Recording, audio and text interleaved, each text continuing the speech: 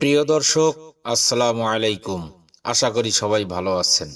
ট্রাম্পের সঙ্গে বৈঠক করতে ওয়াশিংটনে পৌঁছেছেন জেলেনস্কি। রাশিয়া ইউক্রেন যুদ্ধ অবসানে ট্রাম্পের সঙ্গে বৈঠক করতে ওয়াশিংটনে পৌঁছেছেন ইউক্রেনের প্রেসিডেন্ট ভলোদিমির জেলেনস্কি।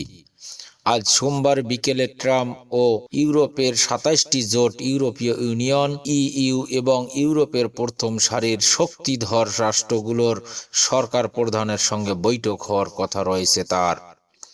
যুক্তরাষ্ট্রের প্রেসিডেন্টের সরকারি বাসভবন ও দপ্তর হোয়াইট হাউসে হবে এ বৈঠক।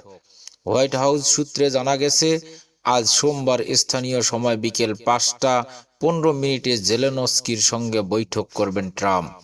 তারপর স্থানীয় সময় সন্ধ্যা ৭টায় Britain, Germany, France, Italy, Finland, ইউরোপীয় ইউনিয়ন এবং ন্যাটোর নেতা ও শীর্ষ কর্মকর্তাদের সঙ্গে বৈঠক করবেন।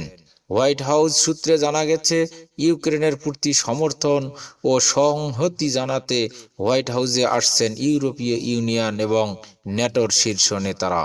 এর আগে গত শুক্রবার যুক্তরাষ্ট্রের আলাস্কা অঙ্গরাজ্যে রাশিয়া ইউক্রেন যুদ্ধ ইস্যুতে রুশ প্রেসিডেন্ট ভ্লাদিমির পুতিনের সঙ্গে বৈঠক করেছেন তিনি।